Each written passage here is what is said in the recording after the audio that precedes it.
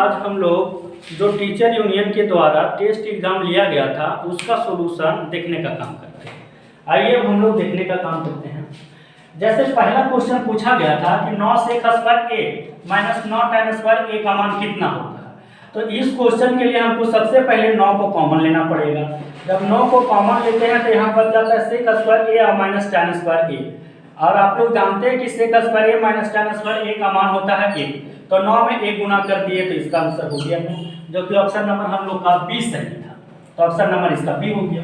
देखिए question number 2 का solution क्या कह रहा है कि 1 प्लस tan स्क्वायर a अब बटा में 1 प्लस cot स्क्वायर a। तो इसके लिए आप लोग ये बात जानते हैं कि 1 प्लस tan स्क्वायर a होता है, उसके बराबर फार्मूला होता है sec स्क्वायर a बटा 1 प्लस cot स्क्वायर a बराबर भी आप लोग जानते हैं कि इसके बराबर होता है cosec स्क्वायर a। अब यहाँ पर देखिए कि sec स्क्वायर a जो होता है cos का उल्टा होता है। तो sec स्क्वायर a की जगह इसके यदि उल्टा मान लिखा जाए तो ये बटा में आ जाएगा cos स्क्वायर a। और ये भी बात आप लोग जानते हैं कि cosec स्क्वायर a जो उल्टा होता है sin का, तो इसके ऊपर में हम लोग लिख सकते हैं sin स्क्वायर a। और ये एक नया फार्मूला बन गया है कि sin थीटा बटे में cos थीटा, मतलब sin स्क्वायर a बटे में cos स्क्वायर a इसके बराबर होता है tan स्क्वायर a। अब देखिए ये tan स्क्वायर a कौन से ऑप्शन था, जो कि ऑप्शन नंबर हम लोग का डी है। तो दूसरा का जो आंसर हो गया ऑप्शन नंबर 2 डी हो गया। आइए देखते हैं तीसरा जो क्वेश्चन है इसमें जो है मिसप्रिंट किया हुआ है कि यहाँ पर होना चाहिए था tan 2a, लेकिन इस जो है क्वेश्चन में लिख दिया गया है tan स्क्वायर a लिख दिया गया है। जबकि tan 2a यदि रहता tan 2a रहता तो इसके बराबर हम लोग लिख सकते हैं cot a माइनस 18 डिग्री। और इसमें आगे कहा गया है कि 2a जो है न्यून कोण है। जब न्यून कोण जिसके बारे में कहा जाए उसके लिए हम लोग इसको फार्मूला पे तोड़ देने का काम करते हैं कि इसको tan 2a को हम लोग लिख सकते हैं 90 डिग्री माइनस 2a और बराबर में cot a माइनस 18 डिग्री। अब cot से cot तो हट जाता है, तो यहाँ जो हम लोग को बचा है 90 डिग्री माइनस 2a इक्वल में a माइनस 18 डिग्री। उसके बाद यदि इस समीकरण हम लोग को हल करें तो ये है माइनस, इधर आके हो जाएगा प्लस 90 डिग्री प्लस 18 डिग्री और ये माइनस ये उधर जाके हो जाएगा प्लस में, तो प्लस में 2a। 90 और 18 को जोड़ा जाए तो ये हो जाएगा 108। 2a और a को जोड़ा जाए तो ये हो जाएगा 3a और जब इसको कैंसिल किया जाए तो a बराबर हो जाएगा 54 डिग्री। यदि इतना क्वेश्चन लिखा हुआ रहता तो इसके अनुसार से जो ऑप्शन होता ऑप्शन नंबर हम लोग का ए सही होता, लेकिन इस क्वेश्चन में मिसप्रिंट किया हुआ है तो इसलिए इस क्वेश्चन के लिए जो है सबको जो है एक नंबर मिल जाएगा, क्योंकि ये जो गलती हुआ कमेटी की तरफ से। यदि इस यहाँ पर 2a रहता तो इसके अनुसार से 54 आंसर सही है, तो जो भी विद्यार्थी 54 मारे होंगे उनका भी सही होगा और जो विद्यार्थी ये क्वेश्चन छोड़ दिए होंगे उनके लिए भी 1 नंबर मिलेगा आखिर, क्योंकि ये जो क्वेश्चन है बोर्ड की तरफ से मिसप्रिंट हुआ है। आइए अब देखते हैं क्वेश्चन नंबर 4 को अब हम लोग देखने का काम करते हैं। जैसे क्वेश्चन नंबर 4 में अब हम लोग को कहा क्या गया है, ये हाइट एंड डिस्टेंस का क्वेश्चन है और इसमें कहा गया है कि एक मीनार की ऊंचाई 10 मीटर है। तो इसको सबसे पहले ये मीनार की ऊंचाई बोला गया है। आप लोग जानते हैं कि जो सीधे आकार में रहता है वो ऊंचाई होता है और ये जो आधार होता है वही इस छाया बनाने का काम करता है। और साथ में कह दिया गया है कि उन्नयन को जो बना रहा है वो कितना डिग्री है, 45 डिग्री का है। तो इसको आप 45 डिग्री बना दीजिए। यदि नामकरण करना है तो नामकरण कर दीजिए, अन्यथा जो ये इसका आधार है, जो इसका आधार है इसी को छाया का है और इसी को आपका निकालना था। आपको जो मान निकालना था x का ही मान निकालना था। तो आइए इसको निकाल देते हैं। आप लोग जानते हैं tan थीटा बराबर कि tan थीटा बराबर हम लोग पढ़े हैं p बटा b। तो थीटा के जगह है 45 डिग्री तो 45 डिग्री रखने का काम कीजिए और p के जगह है 10 तो 10 रखने का काम कीजिए। आधार की जगह है x तो x रख दीजिए। आप लोग जानते हैं कि tan 45 डिग्री का मान होता है 1 तो 1 लिख दीजिए और ये हो गया 10 बटा में x, यहाँ से क्रॉस मल्टीप्लिकेशन कर दीजिएगा तो x बराबर निकल गया 10 मीटर। तो जो x का मान जो कि हम लोग छाया की दूरी माने थे x मीटर, तो देखिए कौन सा ऑप्शन अब हम लोग का है, जो कि ऑप्शन नंबर हम लोग का डी भी सही है। तो क्वेश्चन नंबर 4 का आंसर हो गया डी। अब आइए देखते हैं हम लोग 5 में कहा गया है कि कौन सी संख्या जो है अभाज्य संख्या। तो अभाज्य संख्या हम लोग वैसी संख्या को कहते हैं जो 1 से कटे और खुद से कटे, वैसी संख्या को कहते हैं। तो जैसे देखिए इसमें 8 के बारे में जो कहा गया, 8 तो 1 से भी कटेगा, 2 से भी कटेगा, 4 से कटेगा और खुद से कटेगा। 9 के बारे में कहा गया है तो 9 1 से कटेगा, 3 से कटेगा, 9 से कटेगा। और अभाज्य संख्या लोग वैसे संख्या को कहते हैं कि जिसको सिर्फ 2 ही संख्या काट सके। जैसे देखिए आप लोग को 11 ऑप्शन नंबर जो सी है इसको केवल 1 विभाजित करेगा और खुद विभाजित करेगा, इसी कारण से इसका ऑप्शन नंबर जो हो गया है सी हो गया। आइए देखते हैं क्वेश्चन नंबर 6। क्वेश्चन नंबर 6 में कहा गया कि 1440 में 2 का अधिकतम घात कितना, तो 1440 का आपको जो है एलसीएम निकाल देना था। 2 से लगा देते तो ये निकलता 720, फिर 2 से लगा देते तो 2 तिया 6 2 और ये हो गया 2 छक 12 360, फिर 2 से ये लगा देते तो ये हो गया 180, फिर ये 2 से लगा देते तो ये हो गया 90, फिर 2 से लगा दिए तो ये हो जाता 45। अब उसके बाद ये 2 से नहीं लगेगा, अब ये लगेगा 3, जिसका अधिकतम घात कितना 1 2 3 4 5। कहने का मतलब जो है क्वेश्चन नंबर 6 का जो आंसर हो गया आपका कौन सा, ऑप्शन नंबर सी। कहने का मतलब 5 आपका आंसर सही है। आइए क्वेश्चन नंबर 7 देखते हैं। 7 में कहा गया कि द्विघात बहुपद x² - 5x + 6 के शून्यांक ज्ञात करना है। मतलब शून्यांक जब भी यदि आपको बोला जाए तो शून्यांक बोलने के लिए आपको जब भी निकालने के लिए कहा जाए तो उसमें जो है आप सिर्फ उसका गुणनखंड तोड़ देने का काम कीजिए। जैसे देखिए कहा गया है x² - 5x + 6। जब शून्यांक बोला जाए तो आप अपने मन से खुद से इक्वल में 0 लगा दीजिए और इसका गुणनखंड तोड़ने का काम कीजिए। जैसे 3x - 2x + 6 इक्वल में कितना 0। x मिल रहा है, x को ले लीजिए कॉमन तो x - 3, 2 को ले लीजिए कॉमन तो x - 3 इक्वल में 0। और ये गुणनखंड का रूल होता है, गुणनखंड इसको तोड़ देने का काम किए कि x - 2 x - 3 इक्वल में 0। अब क्या कीजिए दोनों के इक्वल में कर दीजिए 0, x - 2 बराबर भी 0, x - 3 बराबर भी 0। तो x बराबर ये आया 2 और ये आया x बराबर 3। तो यदि हमसे शून्यांक की मान पूछा जाए तो शून्यांक का मान जो हो गया 2 और 3 हो गया, जो कि ऑप्शन नंबर हम लोग का कौन सा सही है, सी। आइए अब हम लोग आगे क्वेश्चन नंबर 8 देखने का काम करते हैं। इसमें कहा गया है कि 2, 3 और मूल बिंदु से दूरी ज्ञात करें। जब मूल बिंदु से दूरी ज्ञात करने के लिए कहा जाए तो आपको पता है कि मूल बिंदु से दूरी बराबर फार्मूला होता है x² + y²। और x के जगह जो है हम लोग को दे दिया गया है 2, तो 2 का स्क्वायर होगा 4 और प्लस y की जगह दे दिया गया है 3, तो 3 का स्क्वायर होगा 9 और 9 और 4 कितना हुआ 13, जो कि ऑप्शन नंबर हम लोग का कौन सा सही होगा, ऑप्शन नंबर सी हम लोग का सही होगा। देखिए क्वेश्चन नंबर 9 में क्या कहा गया। 9 में कहा गया है कि 6, -5 का भुज ज्ञात करें। तो आपको पता होगा कि x अक्ष को ही हम लोग भुज कहने का काम करते हैं और y अक्ष को ही हम लोग जो है कोटि कहने का काम करते हैं। तो देखिए इसमें x अक्ष का मान कितना है, तो x अक्ष का मान है 6 और 6 को ही हम लोग भुज कहेंगे, जो कि ऑप्शन नंबर हम लोग का कौन सही हो गया, ऑप्शन नंबर हम लोग का ए सही हो गया। क्वेश्चन नंबर 10 देखिए। क्वेश्चन नंबर 10 में कहा गया है कि जो संख्या दिया गया है उसका बहुलक ज्ञात कीजिए।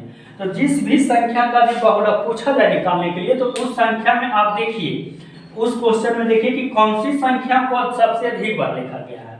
तो इस क्वेश्चन में देखने से हमको पता चलता है कि क्वेश्चन नंबर 10 में जो है सबसे अधिक बार लिखा गया है 2 को जो है 3 बार लिखा गया है।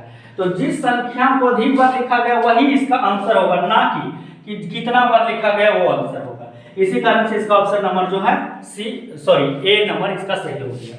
अब आइए क्वेश्चन नंबर 11 चलते हैं। 11 में कहा गया है समांतर श्रेणी 2, 7, 12 का 10वां पद ज्ञात करें।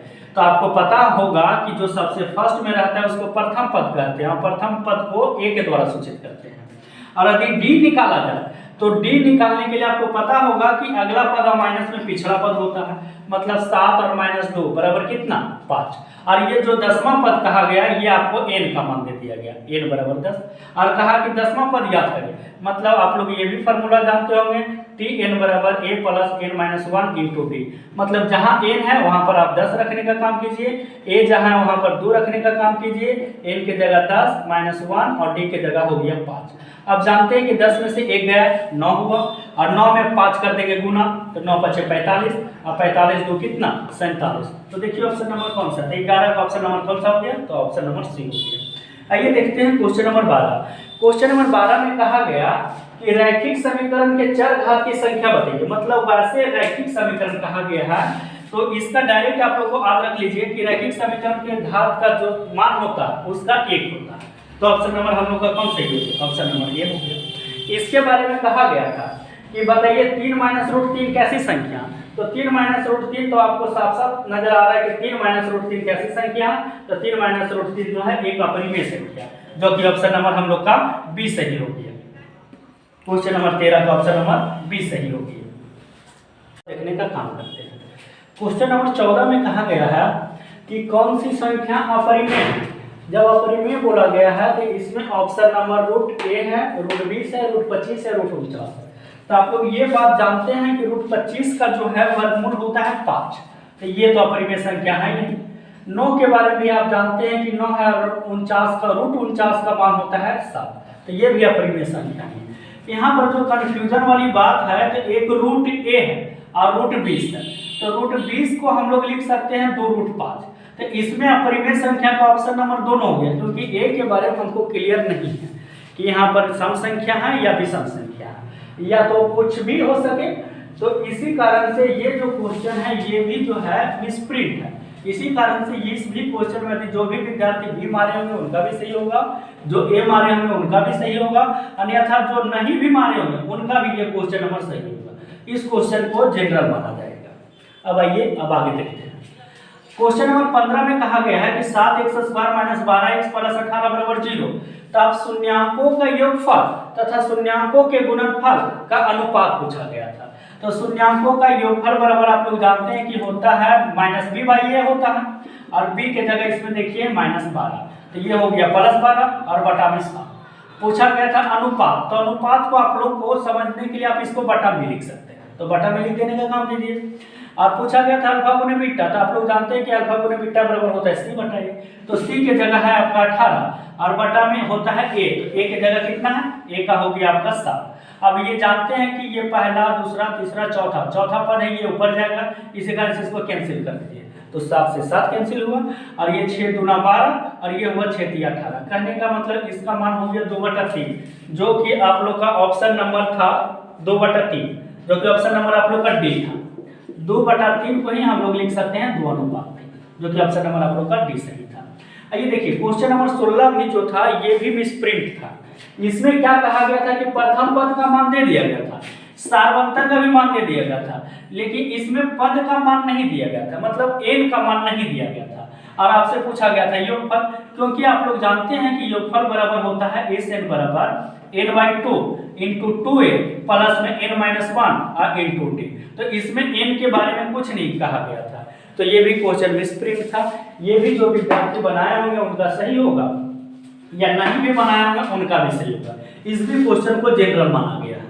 Question number 16। अब आइए क्वेश्चन नंबर हम लोग देखते हैं 17 नंबर। 17 में कहा गया है कि एक एपी दिया गया जिसमें से उसका मान है 0, -4, -8, -12 का सार्वंतर निकालना।